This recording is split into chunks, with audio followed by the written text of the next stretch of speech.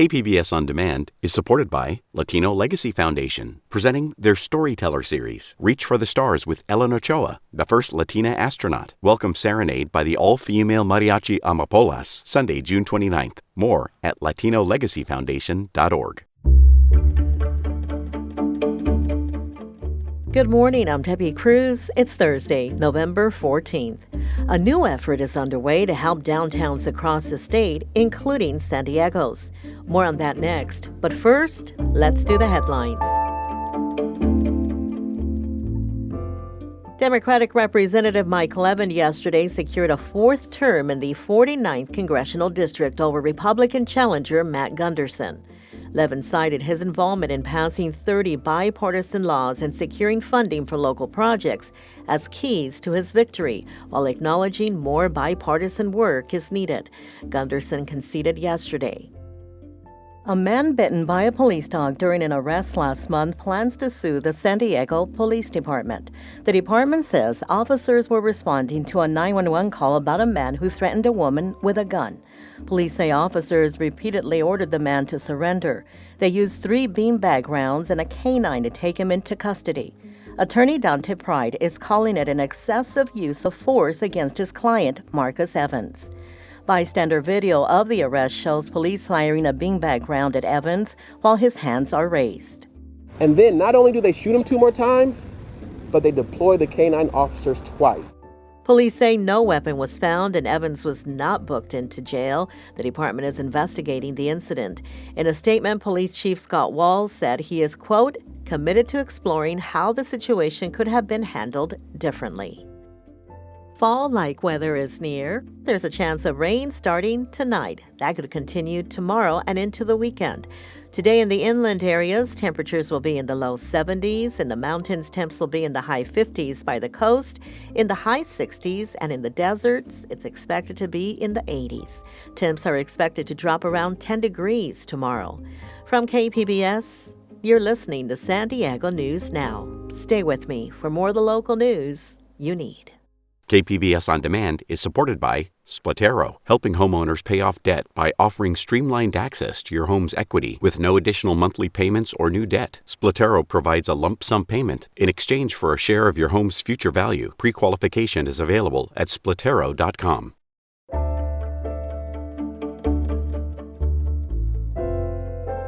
The COVID pandemic took its toll in many ways, and that includes damage to downtown areas across California, both to businesses and civic life. Now, reporter John Carroll says a new effort is underway to help downtown San Diego and other civic centers across the state. Assemblymember Matt Haney represents State District 17 in the heart of San Francisco. But as chair of the Select Committee on Downtown Recovery, he was in San Diego's Civic Center on Wednesday morning to take a tour, a walk through a 1 square block area to learn what's going right in our downtown and what's not. He saw our challenge with getting the unsheltered off the streets, dealing with mental health issues in that population. We've got to give people a reason to come into downtown. We've got to make sure they feel safe, that they know that they have a place that they can park. And what we're hearing here is that San Diego has a lot of examples where that's working right now. Haney has a couple of other downtowns to visit before heading back to Sacramento, where he says he'll put what he's learned into action to help downtown San Diego and other city centers across the state to reach their full potential. John Carroll, KPBS News.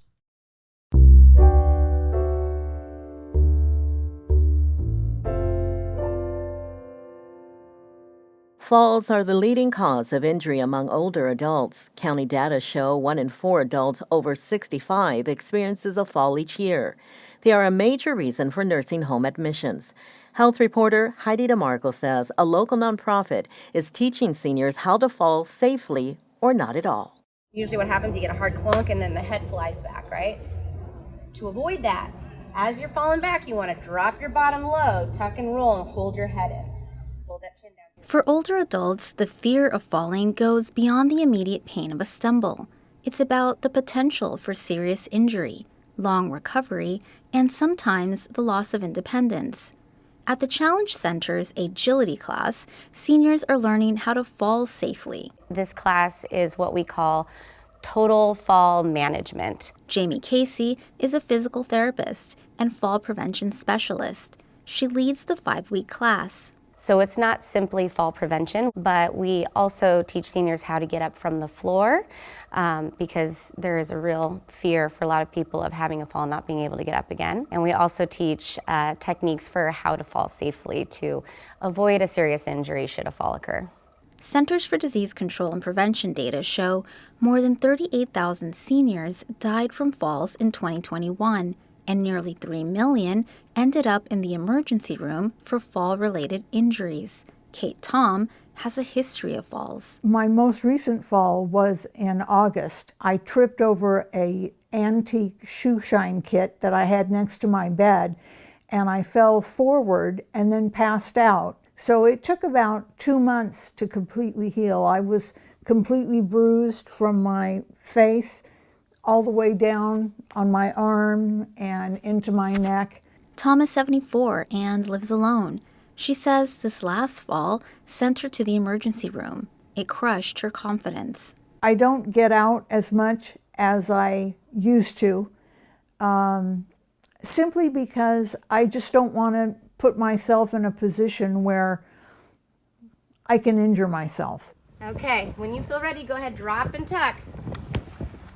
Tom says the class is a lifeline. She's learning how to fall in ways that lessen the impact and protects vulnerable areas. These are crucial skills for older adults whose bones may be more fragile.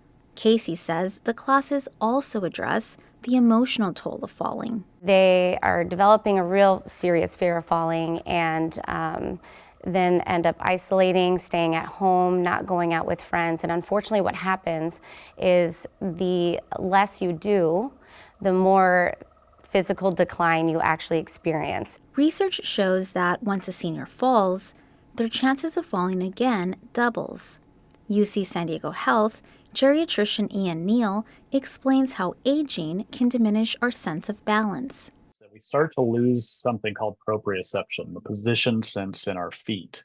And that can affect our balance. It reduces somewhat our sense of where our feet are in reality. And so that can make it that we become off balance a little bit more easily. Even everyday factors like footwear choice can increase fall risk. Really thick, foamy shoes, they're good for helping kind of keep our feet comfortable, but at the same time, it also reduces our sensation of kind of where our feet are in space. Medications can also play a role. If we are on certain blood pressure medications, certain psychiatric medications, those are associated with higher fall risk.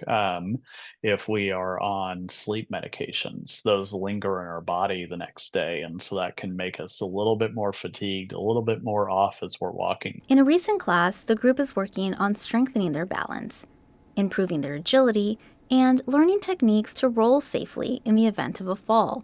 Tom says the class has been a vital step in regaining her confidence. I just hope to maintain my balance, not fall anymore, but have the knowledge that if I do, I know what to do, and I can help myself and not depend on somebody else to come and help me. Tom says she's also learning from others in the class. So I might not have thought to do something one way, and see somebody else do it a different way and try that and make sure that it works for me.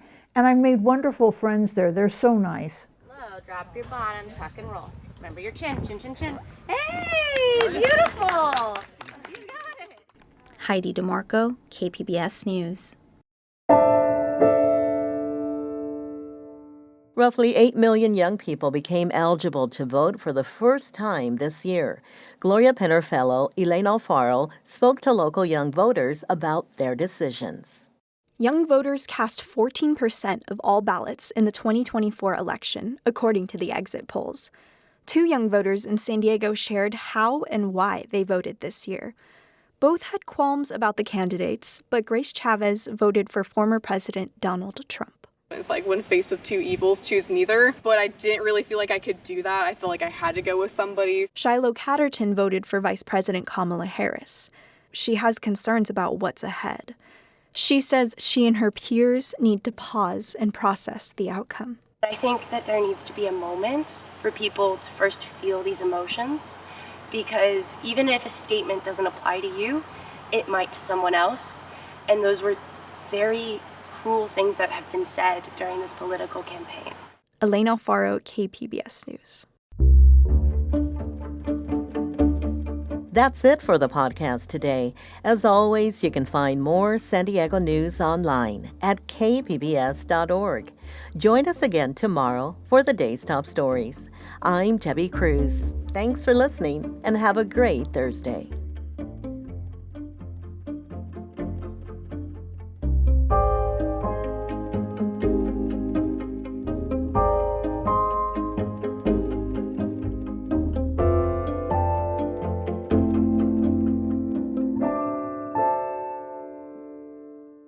KPBS On Demand is supported by the San Diego County Toyota dealers, presenting a new 2025 Tundra designed to combine performance and comfort with up to 437 horsepower and 10-speed automatic transmission. See your Toyota dealer. The San Diego County Toyota dealers. We make it easy.